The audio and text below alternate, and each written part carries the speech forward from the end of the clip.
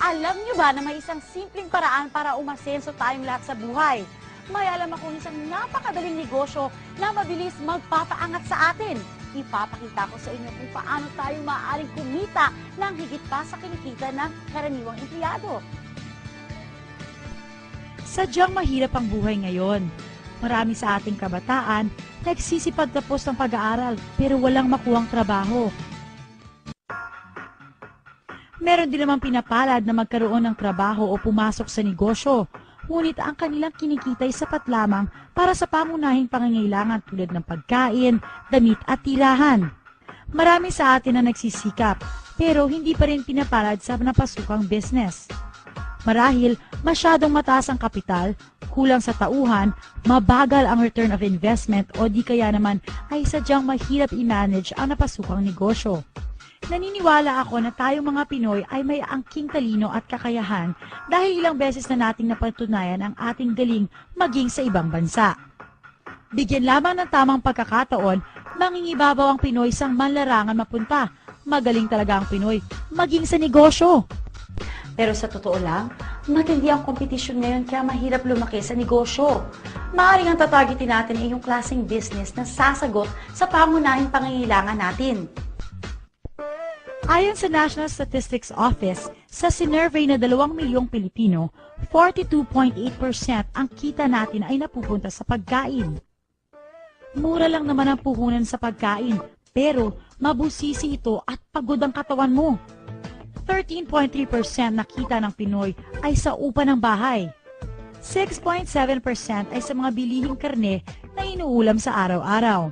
6.5% napupunta sa gas, kuryente at tubig. Tignan natin ito. 7.4% ang ginagastos ng mga kababayan natin sa transportasyon at komunikasyon. Mas mataas pa kaysa sa karne, kuryente at tubig.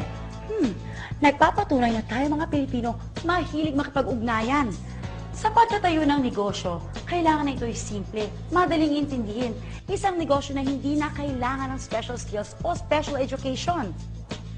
Yung kahit sino kayang gawin ito at hindi na nangangailangan ng malaking kapital. Dapat malawak ang market at may produkto na makabago, yung sumusunod sa trend at kakaiba. At ito ay dapat madalas kailanganin para ang negosyo tuloy-tuloy.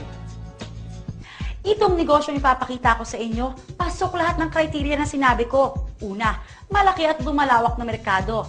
Dapat maraming nangangailangan ito. Biruin nyo, mahigit sa 36.2 milyong Pinoy ay gumagamit ng mga cellphone. At ayon sa survey na ginawa ng Pulse Asia, 96% nito ay naka-prepaid. Ayon naman sa isa pang survey, sa isang taon, gumagastos tayo ng mahigit na 93 billion pesos na halaga para sa prepaid cards. At lumalago pa ito taon-taon ng 18% hanggang 25%. O diba, napakagandang pagkakitaan ng negosyo ng prepaid cards. Ito ay pangmatagalan. Isang negosyo na base sa mobile at wireless technology o ang tinatawag nating cellphone o text messaging business, itatap lang natin ang technology na meron na ang halos lahat ng tao, kaya't mabilis ang bentahan, kaya't hindi na tayo mamumuhunan ng malaki. Pangatlo, ito ay unique, pambihira. Isang m-commerce o mobile commerce ang nag-concentrate sa prepaid at microtransactions. Kumbaga, hindi pa nagagamit ng customer niyong produkto, binayaran na niya. Mas binabilis niyo pa ang pagbili dahil ngayon, pwede pa ang tingi. Napansin niyo ba na dalawa sa pinakamalaking kumpanya ngayon na patuloy sa paglago ay nasa negosyo ng wireless technology? Pinatutunayan ng kanilang tagumpay na ang e-loading ay tinatangkilik ng marami. Isipin nyo, meron kayong cellphone. Tuwing gagamit kayo nito, lumalabas ang pera nyo. Hahayaan na lang ba natin na manatiling puro gastos ang pagkakaroon ng cellphone samantalang pwede naman pala itong pagkakitaan? Ito ay consumable.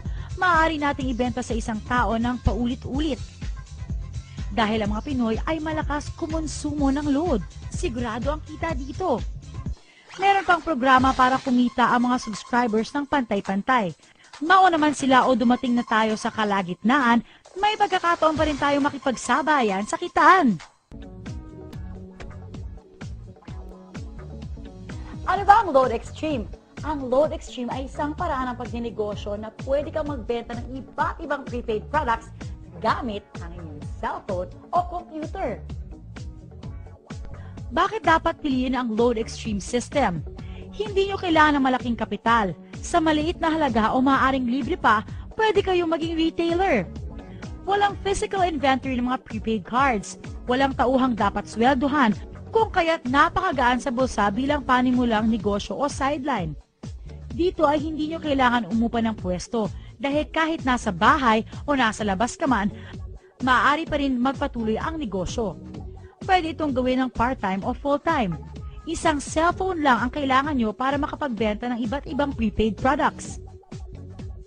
At kahit mawala pa ang inyong cellphone, maaari nyo pa rin ipagpatuloy ang negosyo dahil kahit gumagamit kayo ng ibang cellphone, pwedeng-pwede.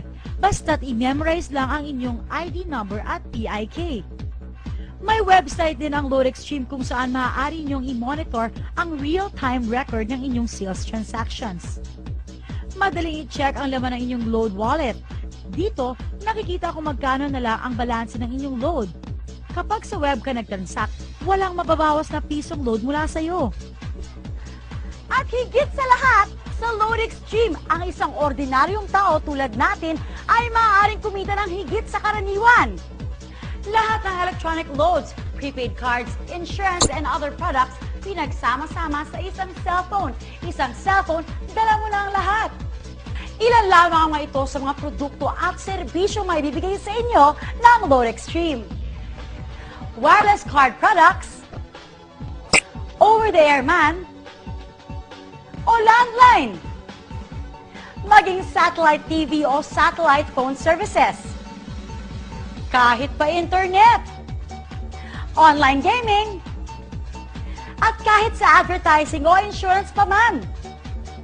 Pwede kayong magpa-impress sa inyong mga minamahal o maging instant flower shop. Higit pa dyan ang kayang ibigay ng Load Extreme dahil ang vision nila ay maging singular access sa mga produkto at serbisyo na madalas natin bilhin gamit ang iisang cellphone. Ito ang future ng prepaid. Marami na ang natulungan ng Load Extreme. May mga teachers na tulad ni Linda Santos at Alan Ramos, FX driver na si Sonny Padua, isang dating OFW na si Steve Burak, at si Cecil Agapito na isang estudyante. Isa akong college professor at nagtuturo sa isang kilalang universidad sa Baliwag na for almost 26 years, ginawa ko itong source ng living. Sa ngayon, alam ko na hindi ito sasapat. Kaya nag-decide ako na mag-resign na at magpunta sa Load Extreme. Pumunta sa amin yung isang kapitbahay namin na before ang dami na niyang ino-offer na business. Sabi ko, kasi alam ko, siya palagi naka-involve sa mga networking. Sabi ko, ayoko niyan. Gusto ko yung business na makakatulong sa kapwa ko, na hindi lang ako ang pwedeng matulungan.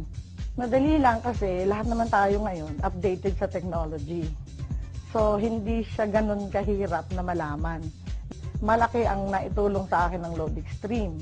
Kasi yung mga pangarap ko noon, ngayon ko lang unti-unting nakukuha.